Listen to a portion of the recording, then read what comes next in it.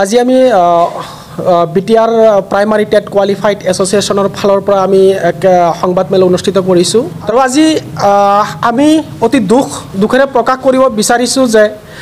যে আজি মাঘ বিহুৰ আনন্দ উল্লাস পৰিয়ালবৰ্গ বন্ধুবৰ্গক এৰি থৈ পিনেও আজি বিটিআৰ চৰকাৰৰ বিৰুদ্ধে আমি প্ৰতিবাদ কৰিব লগা হৈছে। ইতিমধ্যে আমাৰ বিটিআৰ চৰকাৰে যি আমাৰ টেট কোৱালিফাইড কেণ্ডিডেটসকলৰ লগত যি হেতালি খেলিছে আমি প্ৰথমে আমি ধিক্কাৰৰ গৰিহণা দিছোঁ যে যোৱা 20 ডিচেম্বৰ তাৰিখে অসমৰ মাননীয় মুখ্যমন্ত্ৰী ডাঙৰীয়াই 2 এদিনৰ ভিতৰতে 1216টা পোষ্টৰ LP UPৰ বিজ্ঞাপন প্ৰকাশ হ'ব বুলি তেখেতে ৰাজহুৱা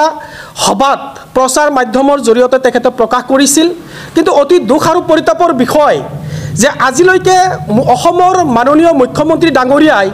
ৰাজহুৱা সভাত তেনেকুৱা ঘোষণা কৰাৰ পিছত তেখেতৰ কথাক কোনো ধৰণৰ গুৰুত্ব নিদি পিনে তেখেতৰ কথাক সম্পূৰ্ণ ভেঙুচালি কৰি পিনে বিটিআৰ প্ৰধান প্ৰমোদ বড়ো ডাঙৰীয়াই আজিলৈকে বিজ্ঞাপন প্ৰকাশ কৰা আমি দেখিবলৈ পোৱা নাই। গতিকে আমাৰ এছ'চিয়েশ্যনৰ ফালৰ পৰা আমি অসমৰ স্বনামধন্য মাননীয় মুখ্যমন্ত্ৰী ডাঙৰীয়াক এই বিষয়টো তেখেতৰ প্ৰত্যক্ষ হস্তক্ষেপ কৰাটো আমি দাবী উত্থাপন কৰিছোঁ যে 1216টা যি SIU এপ্ৰভিয়েল হৈ অহা যি 1216টা পোষ্ট ইতিমধ্যে বিজ্ঞাপনৰ কাৰণে যি প্ৰকাশ হ'বলৈ গৈ আছে আৰু সেই ক্ষেত্ৰত আমি মানে সন্দেহ প্ৰকাশ কৰিছোঁ যে এই 1200 পোষ্টৰ বিজ্ঞাপন প্ৰকাশ নকৰাৰ অন্তৰালৰ ৰহস্য যিটো সেয়া মানে প্ৰমোদ বড়ো ডাঙৰীয়াই মানে সঘনাই তেখেতে মানে পুনৰ মানে বাৰে বাৰে তেখেতে মুখেৰে মানে বিভিন্ন প্ৰচাৰ মাধ্যমৰ জৰিয়তে প্ৰকাশ কৰা মতে আমি যিখিনি দেখিবলৈ পাইছোঁ তো সেই ক্ষেত্ৰত আমাৰ সম্পূৰ্ণ আমাৰ সন্দেহ প্ৰকাশ হৈছে যে 1999 চনৰ আৰু 6 মহীয়া শিক্ষকসকলৰ লগত তেখেতে এই SIU এপ্ৰভিয়েল 1216টা পোষ্টৰ বিজ্ঞাপন প্ৰকাশ কৰাৰ ক্ষেত্ৰত তেখেতৰ মানে কিবা উলটপালট লাগি আছে। তেখেতে যিখিনি 1216টা পোষ্ট আহিছে সেইখিনি পোষ্ট NCT নৰ্মছ ফ'ল' কৰি only fresh TET qualified fresh কেণ্ডিডেটসকলক দিবৰ কাৰণে আমি দাবী উত্থাপন কৰিছোঁ।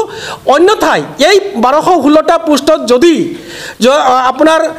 LP আৰু UPৰ কাৰণে যদি তেখেতে প্ৰকাশ নকৰি ইয়াত ভাগ বতৰা কিবা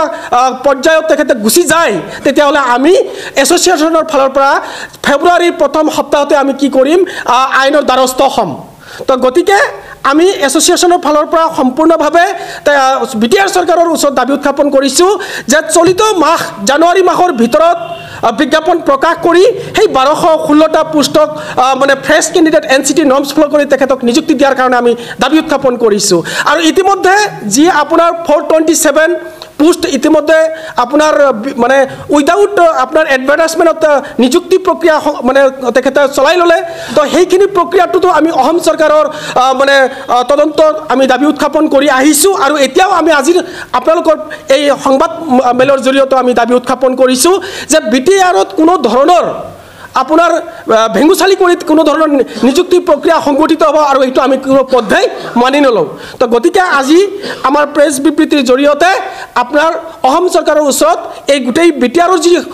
শিক্ষা বিভাগ আৰু বিটিআৰ শ্ৰী প্ৰমোদ বড়ো ডাঙৰীয়াই বিটিআৰ অঞ্চলত যি শিক্ষা বিভাগটোক লৈ যাতে তেখেতে যি ধৰণৰ ভেঙুচালি কৰিছে তো সেইটো যাতে কৰিব নোৱাৰে তাৰ কাৰণে আমি অসম চৰকাৰৰ ওচৰত প্ৰত্যক্ষ মানে হস্তক্ষেপ আমি তেখেতৰ ওচৰত বিচাৰিছোঁ। ইতিমধ্যে অসমৰ মুখ্যমন্ত্ৰী ডক্টৰ হিমন্ত বিশ্ব শৰ্মা ডাঙৰীয়াই ঘোষণা কৰিছিলে যে বিটিআৰ অঞ্চলত অতি শীঘ্ৰে 1216টা পোষ্টৰ মানে ফ্ৰেছ এটা ৰিক্ৰুইটমেণ্টৰ ব্যৱস্থা কৰিব। কিন্তু ইয়াতে দেখা গ'ল বিটিআৰৰ প্ৰধান প্ৰমোদ বড়ো ডাঙৰীয়াই কি কৰিলে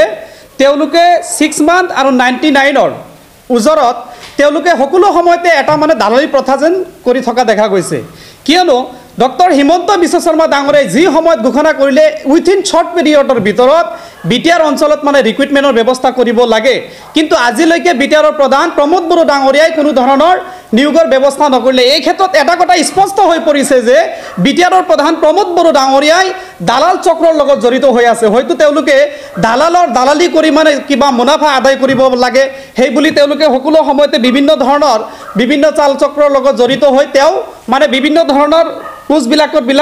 ডিভাইড কৰি আছে এই ক্ষেত্ৰত দেখা যায়। আৰু এটা কথা স্পষ্টভাৱে ক'ব খুজিম যে তেওঁলোকে 427টা পোষ্ট ইতিমধ্যে দি দিলে যদি 1216টা পোষ্টৰ ইতিমধ্যে যদি তেওঁলোকে এপইন্টমেন্টৰ ব্যৱস্থা নকৰে আৰু ফ্ৰেছ ৰিক্ৰুটমেন্টৰ ব্যৱস্থা যদি নকৰে আমি 427টা পোষ্টৰ এগেইনষ্টত আমি হাইকোৰ্টৰ ওপৰত দ্বাৰস্থ হ'ম ইয়াৰ উপৰিও এটা কথা স্পষ্টভাৱে আজি প্ৰেছ মিটৰ জৰিয়তে ক'ব খুজিম যে অতি সোনকালে যদি এডভাৰটাইজমেন্টৰ ব্যৱস্থা নকৰে বিটিআৰ অঞ্চলৰ প্ৰতিটো জিলাত বিটিআৰ টেট উত্তীৰ্ণ পাৰ্টিসকলে অনবৰতে তীব্ৰভাৱে গণতান্ত্ৰিক আন্দোলন কৰিবলৈ বাধ্য হ'ব আৰু এটা কথা স্পষ্টভাৱে ক'ব খুজি প্ৰমোদ বড়ো ডাঙৰী আপুনি পাহৰি যাব নালাগে যদি আপুনি 1216টা পোষ্টৰ এগেইনষ্টত আমাক ফ্ৰেছ ৰিক্ৰুটমেন্ট নিদিয়ে তেন্তে বিটিআৰ টেট উত্তীৰ্ণ প্ৰাৰ্থীসকলে হাত সাৱটি বহি নাথাকে এই টেট উত্তীৰ্ণ প্ৰাৰ্থীসকলে আপুনি ক'ত কেনেকৈ কোনজন শিক্ষকক আপুনি নিযুক্তি দিলে সেয়া কিন্তু আমি অতি সোনকালে RTI তথ্যৰ জৰিয়তে উলিয়াই ল'বলৈ বাধ্য হ'ম